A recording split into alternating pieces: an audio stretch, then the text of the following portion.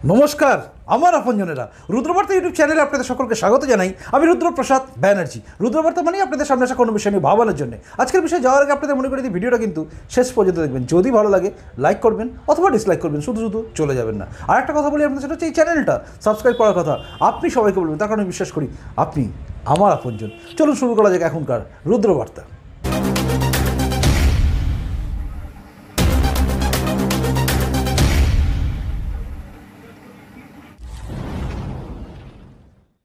দেখতে দেখতে আজ চতুর্থ দফার নির্বাচন শেষ হলো।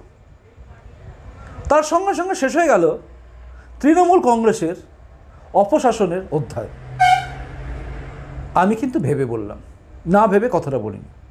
চতুর্থ দফা নির্বাচনের সঙ্গে সঙ্গে যেরকম আমরা দেখলাম হিংসা, যেরকম দেখলাম পুলিশের গুলিতে অর্থাৎ কেন্দ্রীয় নিরাপত্তা বাহিনীর গুলিতে লুটিয়ে পড়ল 4টে তরতাজা প্রাণ, হিংসার বলি 5, আরও নাকি আহত হয়েছে।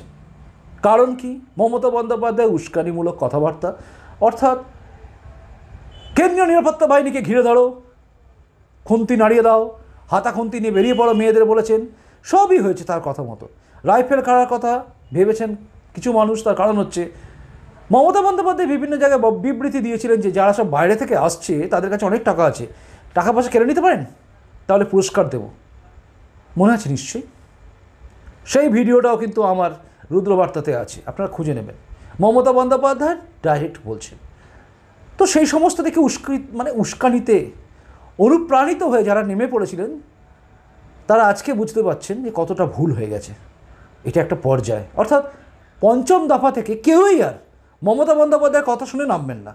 এবং তৃণমূলের যে সমস্ত আমচা চামচা বেলচা এবং যা যা চাচা নেতা আছেন, সবাই মিলে যদি বলেন যে আপনারা নামুন, বুথ দখল করতে হবে, বুথটা অমুক করতে হবে, বুথটা তমুক করতে হবে, কেউ নামবে না।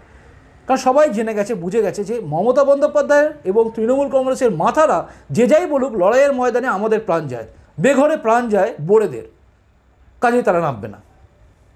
আর একটা জিনিস পরিষ্কার হয়ে গেছে যে মমতা বন্দ্যোপাধ্যায়ের দল আর জিতবে না। তৃণমূল কংগ্রেস কিন্তু হার মেনে নিয়েছে। খুব দায়িত্ব নিয়ে বলছে কিন্তু, কারণ তৃণমূল কংগ্রেসকে জেতানোর জন্য ভাড়া করে নিয়ে আসা প্রশান্ত কিশোর যখন হার মেনে নেন, হার স্বীকার করে নেন, মানে বলে দেন যে এই রাজ্যে বিজেপি জিতছে, তখন আর তৃণমূল কংগ্রেসের ভোটে লড়ার আর জায়গা থাকে না। যারা একটু বুকের মধ্যে আশা এই ধুকপুক করছিল আর কি, যে তবুও তৃণমূল জিতে যাবে, অনেকে রুদ্রবার্তাকে গালাগালি দিয়েছেন। অর্থাৎ আমার যে বলেছিলাম যে এতগুলো সিট পেতে পারে, অনেকে গালাগালি দিয়েছেন, বলেছেন উল্টোপাল্টা কথা।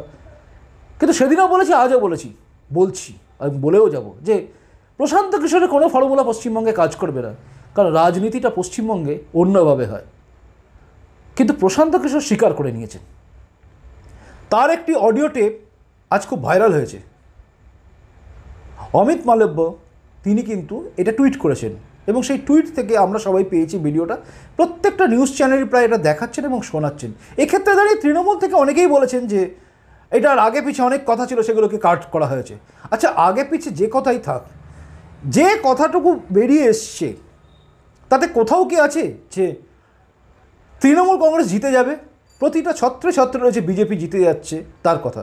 একজন স্ট্র্যাটেজি মেকার, যিনি 500 কোটি টাকা, কেউ বলছে 600 কোটি টাকা, কেউ বলছেন 400 কোটি টাকা, যতই হোক ওই অত 100 কোটি টাকা দিয়ে যাকে ভাড়া করে নিয়ে আসা হয়েছে, অর্থাৎ স্ট্র্যাটেজি মেকার, যিনি রাজনীতির স্ট্র্যাটেজি তৈরি করবেন, মানে ভোট কুশলী, তিনি কীভাবে ভোট জেতাবেন, কীভাবে কাকে কী করবেন না করবেন, ওই করে ধ্যান করবেন, তারই নির্দেশে চলছে এখন সমস্ত প্রার্থী বাছাই। আমি শুনেছিলাম আর কি, তিনি বিবৃতি দিয়ে ফেলেছেন একজন সাংবাদিককে, মানে তাদের এই ইন্টারাকশন হয়েছে, কথাবার্তা, সেগুলো ভাইরাল হয়ে গেছে, অর্থাৎ বেরিয়ে গেছে।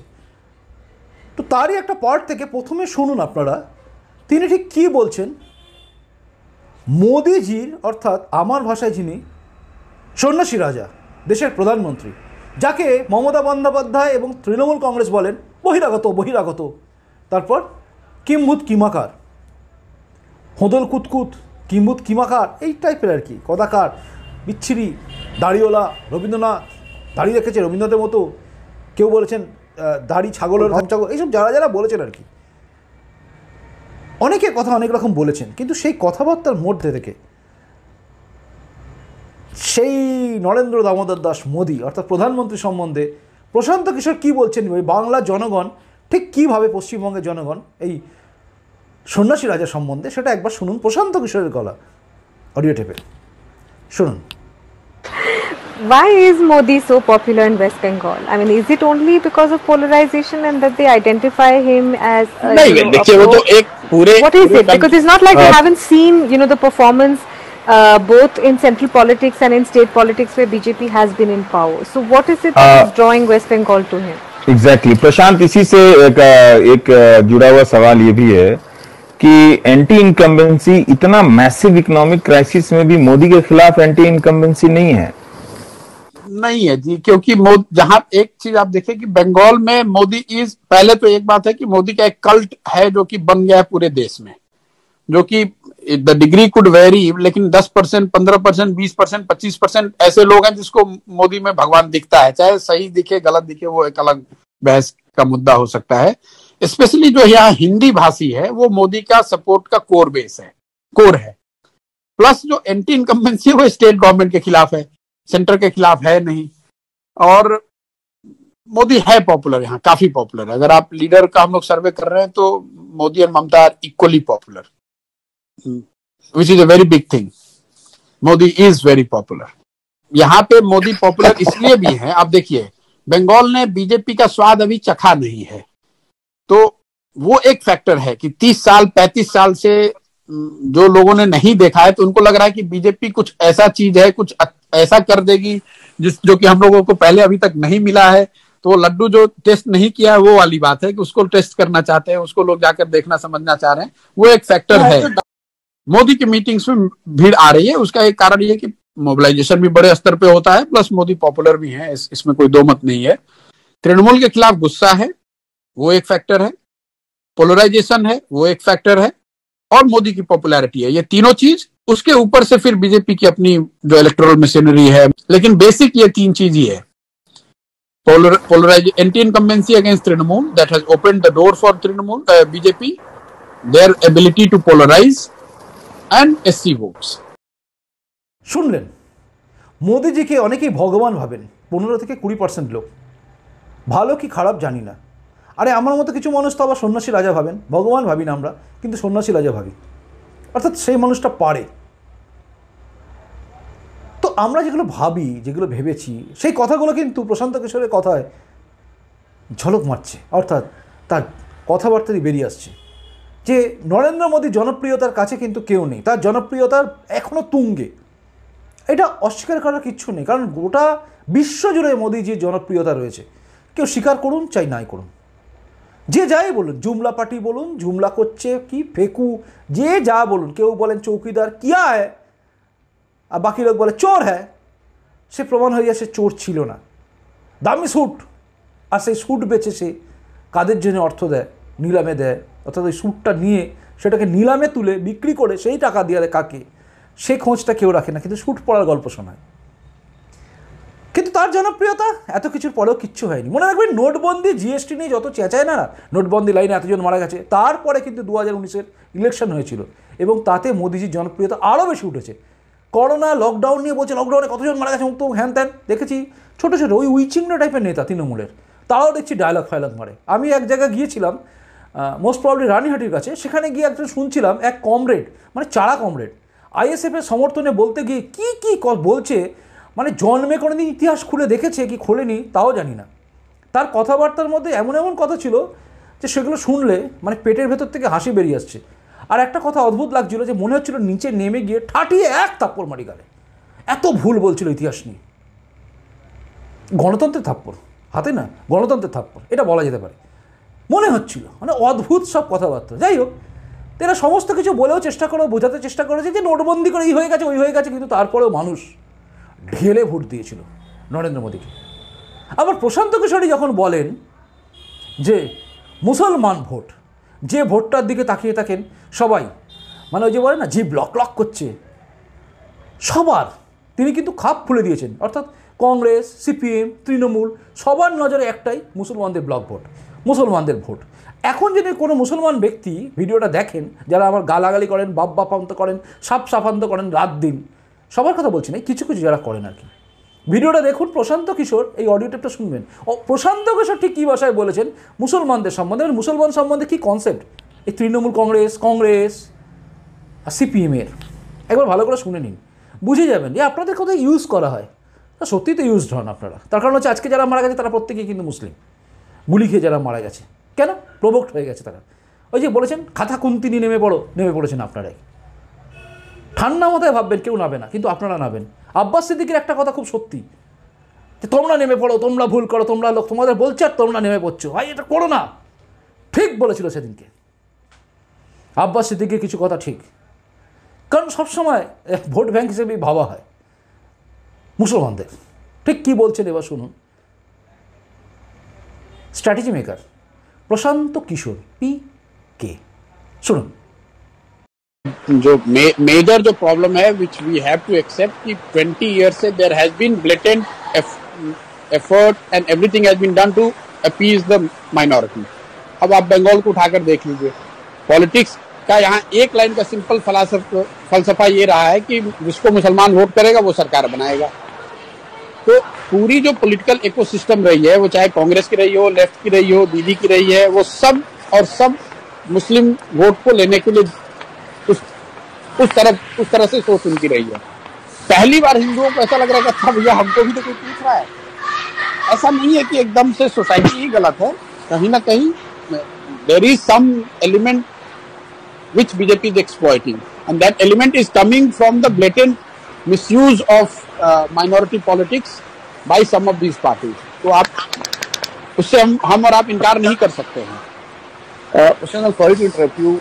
May I please request everyone who is not speaking to switch off their mics and you can put your. শুনলেন, বোঝা গেল নিশ্চয়ই। মনে রাখবেন সমস্ত কিছুতে ভাওতা চলে, ভাওতা দিয়ে চলেছে এতদিন। সিপিএম তারা বলে, তাদের কথা আমি বলে দিচ্ছি আপনাকে, কাট মানে কি বলবো, আনকাট বলি, কেটে কুটে বলে লাভ নেই, আনকাট বলে দিই, বলে শুনলেন। মুসলমান ব্যক্তিরা শুনছেন, শুনুন। আমরা রেখেছিলাম এদেরকে, ঠিক মানে ইউজ করেছিলাম, ঠিক জায়গায় রেখেছিলাম, এরা খুলে দিয়েছে, এই ল্যাঙ্গুয়েজ ইউজ হয়। নিচু স্তরে খোঁজ নিন, আমি নিচু স্তর থেকে বলছি। আব্বাস সিদ্দিকি এই টাইপের কথা বলেছেন যে তোমাদের ব্যবহার করা হয়। আব্বাস সিদ্দিকি এক জায়গায় ঠিক বলেছেন, এরাও অত্যাচার করেছে আমাদের, এদেরও প্রতিশোধ নেব, 21-এ ক্ষমতা আসার পর প্রতিশোধ নেব। যাই হোক, তার স্বপ্নই থেকে যাবে কি থাকবে না জানি না, কিন্তু সেও বলেছে। অর্থাৎ এই জায়গাটা দেখুন, আমার সঙ্গে আব্বাস সিদ্দিকির আপনি কথার একই মিল পাবেন। মানে আমি মুসলিমদের বলছি, একই কথা আমিও বলেছি বারংবার। আমি আবারও বলছি, আরেকটা ঘটনার কথা মনে করে দিচ্ছি। একটি জায়গায় লকআপে একটি মুসলিম ছেলে মারা গেছিল, সেইখানে আমি গিয়েছিলাম মুসলিম মায়ের কান্না শুনে। অর্থাৎ ছেলেটির মায়ের কান্না শুনে আমার মনে হয়েছিল আমার মাও যেরকম করে কাঁদছে, একইভাবে কাঁদছে ওই মাটি। আমি গিয়েছিলাম, হিন্দু মুসলিম না ভেবে গিয়েছিলাম, লড়াই লড়েছিলাম তাদের হয়ে।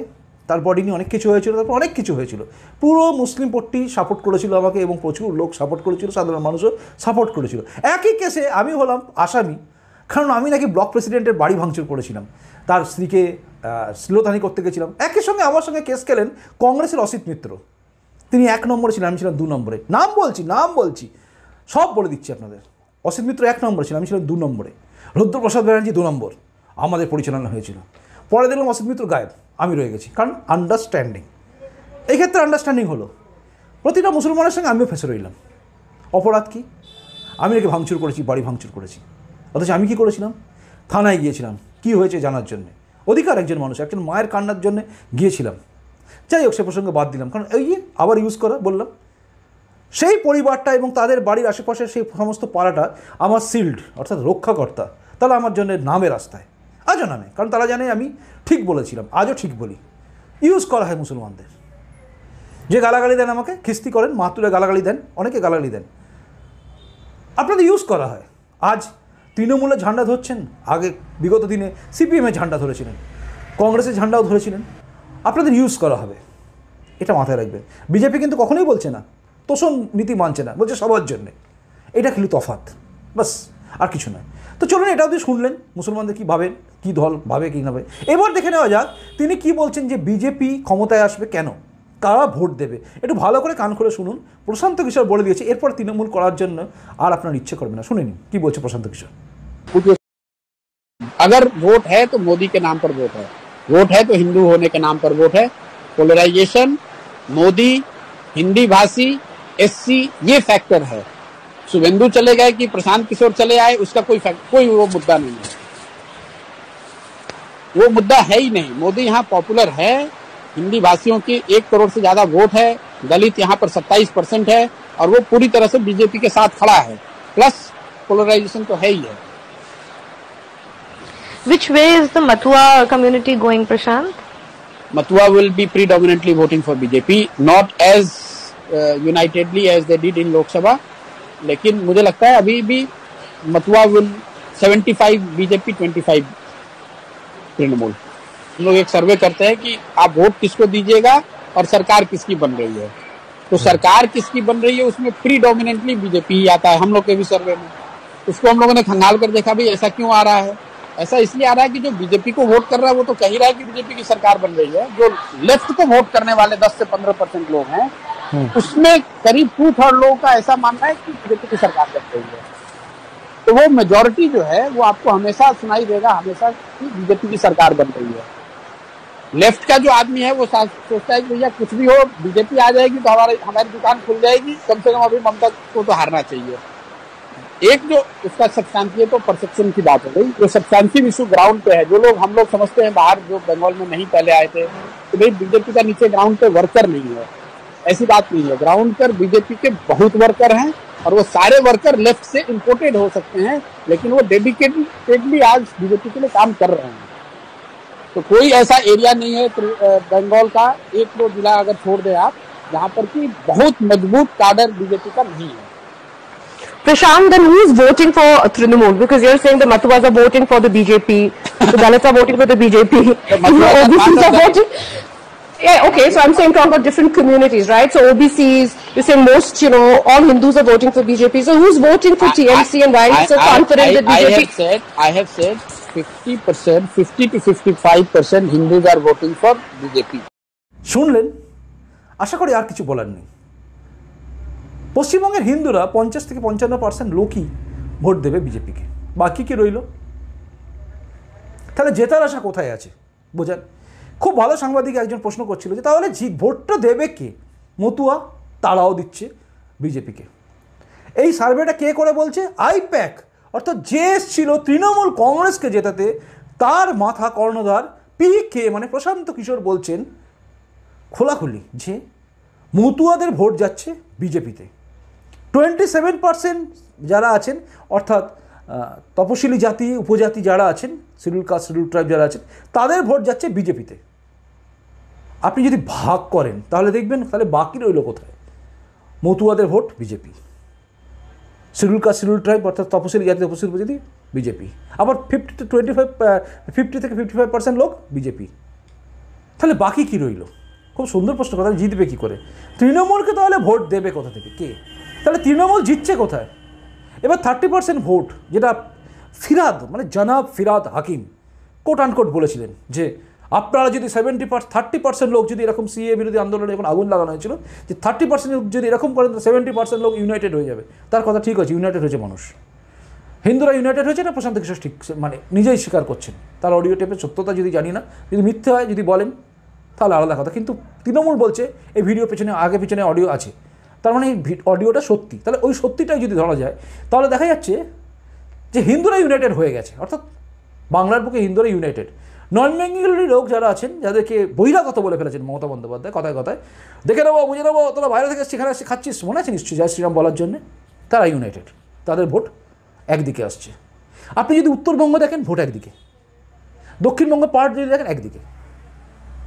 ঢাল হিসেবে ব্যবহার করা দক্ষিণ 24 পরগনায় যে সমস্ত ভাঙড় ফাঙড় এলাকা যেগুলো ঢাল হিসেবে ব্যবহার করা হচ্ছে মুসলিমদের, তাদের ভোটটার অবস্থা কী আছে জানি না। যদি এদিক ওদিক হয়ে যায় তাহলে শেষ। সংখ্যা মেজরিটি কারা পাবে নিশ্চয়ই হিসেব করে এবার বুঝে গেছেন কে মেজরিটি পেতে চলেছে। বিজেপি অ্যাবসলিউট মেজরিটি পেতে চলেছে, এটা কিন্তু স্বীকার করে নিচ্ছেন প্রকারান্তরে। কে? আরে তৃণমূল। হার মেনে নিয়েছে তৃণমূল। কেন বললাম? যে দলের জেতানোর জন্য বাইরে থেকে ভাড়া করা লোককে নিয়ে আসতে হয়, সেই ভাড়া করা সেনাপতিকে নিয়ে জেতার কথা ভাবা হয়, সেই দলে সেনাপতি যখন হার স্বীকার করে নেয়, বলে দেয় যে এখানে সবচেয়ে জনপ্রিয়তা তুঙ্গে রয়েছেন মোদিজি এবং ভোটে হারবে তার পেছনে কারণ হচ্ছে সরকার বিরোধী একটা ব্যাপার, এখানে শুভেন্দু অধিকারী চলে গেল তৃণমূল থেকে কি প্রশান্ত কিশোর এলো জেতানোর জন্য পশ্চিমবঙ্গে, এটা কোনো ফ্যাক্টর নয়। মানুষের মাইন্ডসেট হয়ে রয়েছে, একটা বিরাট পোলারাইজেশন হয়ে গেছে, এবং সেই জন্যে তার জন্যই ভোটটা যাবে বিজেপির দিকে। মানে যেটা আমি প্রথম থেকে বলে আসছিলাম যে কেউ আসুক আর নাই আসুক বিজেপি জিতবে।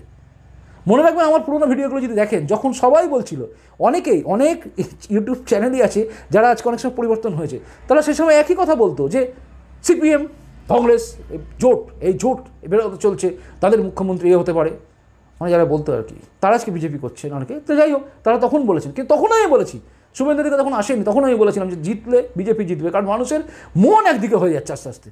এই সিএ বিরোধী আন্দোলন, তারপর মোদিজির উত্তর, মোদিজির প্রতি ভালোবাসা, দেশের প্রতি টান, রাম মন্দির তৈরি করা, জম্মু কাশ্মীরের আর্টিকেল 370 তুলে দেওয়া, 35 তুলে দেওয়া, ট্রিপল তালাক থেকে শুরু করে সব যা যা প্রতিশ্রুতি দিয়েছেন মোদিজি সব করেছেন, এইটাই দাগ কেটে দিয়েছে। আর লকডাউন পরিস্থিতিতে মানুষ বুঝে গেছিল যে না, যা বলছে গোটা বিশ্ব মানছে, অর্থাৎ গোটা বিশ্ব যাকে মেনে নিচ্ছে, আমেরিকার ডোনাল্ড ট্রাম্প থেকে শুরু করে প্রত্যেকে, আপনারা খেয়াল করে দেখবেন সে সময়গুলো, প্রতিটা দেশ স্বীকার করেছিল ভারতবর্ষকে। আজও ভারতবর্ষ থেকে ওষুধ যাচ্ছে, ভারতবর্ষকে সবাই স্যালুট করছে।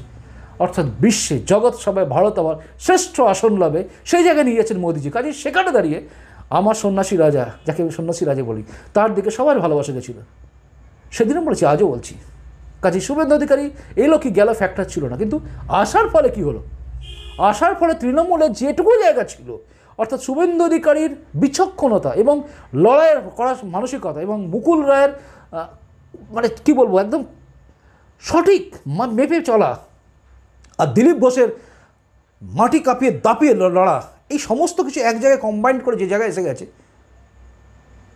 সাফাচাট, মানে ভাষায় সাফা হয়ে গেছে, সাফ 21-এ সাফ, 19-এ হাফ, 21-এ সাফ, সেই গল্পটাই সত্যি হয়ে গেছে। প্রশান্ত কিশোর স্বীকার করে নিয়েছেন। প্রশান্ত কিশোর স্বীকার করলে মমতা বন্দ্যোপাধ্যায় কী আর, কারণ তিনি তো জেতানোর জায়গায় থাকেননি, কারণ তিনি তো দলটাকে জেতানোর জন্য সামনে নেই, দলটাকে জেতানোর জন্য সামনে কে আছেন? প্রশান্ত কিশোর। কাজে তিনি যখন হেরে গেছেন, মানে স্বীকার করেছেন। বাকি এবার চিন্তা করবেন আপনার ভোটটা কোথায় দেবেন, হারা দলকে দেবেন নাকি জেতা দলকে দেবেন, সেসব আপনার ব্যাপার। তো চলুন, কার সঙ্গে থাকবেন? হারা দলগুলোর সঙ্গে থেকে যারা ক্ষমতায় আসবে তাদের বিরুদ্ধে লড়াই লড়বেন, নাকি অন্য কিছু করবেন, সেসব আপনাদের ব্যাপার। আর আবার কি আপনারা লড়বেন? রক্ত ঝরবে আপনাদের, আর ঠান্ডা রুমে বসে থেকে ভাষণ দিয়ে, যে ঠান্ডা রুমে বসে থাকবে আর নিশ্চিন্তে তার বাড়ির লোকেদের বলে তোরা সব ঠিকঠাক থাক, লড়বে মরবে ওরাই, সেটা করবেন। মরছে কারা খেয়াল রাখবেন, নিচের তলার বোড়েরা, তৃণমূলের বোড়ে, বিজেপির বোড়ে, সিপিএমের বোড়ে, কংগ্রেসের বোড়ে। কোনো নেতাকে মরতে দেখেছেন, মারতে দেখেছেন? বাবা, সবার প্রাণের ভয় আছে, বোড়েরা মরলে কি যায় আসে? এরকম তো কত যায় কত আসে, বোড়েরা মরলে কি যায় আসে? গদি দখল করতে গেলে সিঁড়ি তো চাই, ওপরে উঠতে গেলে সিঁড়ি চাই, তাতে যদি লাশই হয় বোড়ের ক্ষতি কী? কাজে বোড়ে হবেন না, আবারও বললাম, বোড়ে হবেন না। পরিস্থিতি যেদিকে যাচ্ছে, প্রশান্ত কিশোর যখন স্বীকার করছে তৃণমূল হেরে যাচ্ছে, তখন শুধু শুধু লড়াই করার মানে হয় না, রক্ত ঝরিয়ে মানে হয় না, বুথ দখল করার কোনো মানে হয় না। হতে দিন গণতান্ত্রিক পদ্ধতিতে সমস্ত কিছু। আর তৃণমূল না, তার লড়াই লড়ে জেতানোর জায়গায় থাকা, 200 আসন হবে, 300 আসন হবে, জানি না, 500 আসনও বলতে পারতেন সবাই, বলছেন না কেন কে জানে। কি আর মনে হচ্ছে ট্রিপল ডিজিটে যাবে তৃণমূল? না, ওই কুড়িয়ে কাড়িয়ে ঘুরিয়ে গাড়িয়ে ঘেটে ঘুঁটে চেটে চুটে, এই কবিতা হচ্ছে কিন্তু ওই নাড্ডা ফাড্ডা চাড্ডা গাড্ডার মতো, ওই মেরে কেটে আসি ফাঁসি, অনেক বলেই বলেছি বোধ হয়, জানি না কী হবে। চলুন আসি। নমস্কার, বন্দে মাতরম, ভারত মাতা জয় হোক, জয় হিন্দ।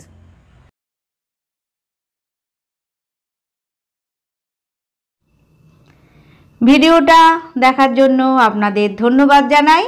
ভালো থাকুন, সুস্থ থাকুন, রোজ দেখুন রুদ্র বার্তা।